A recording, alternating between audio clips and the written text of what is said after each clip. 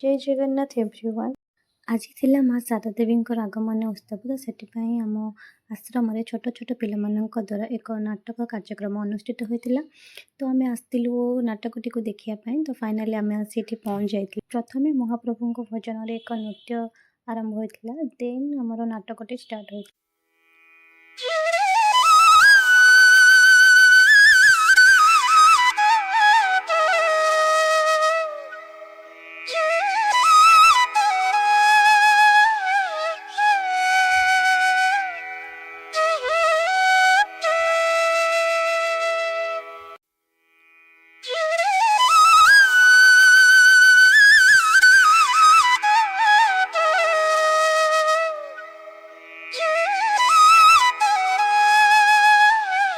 इठी आम आश्रम महाराज माने इठी नाटकटी को देखुं बहुत मनोरंजन कर सहित अन्य माने लोक माने नाटकटी को देखुं।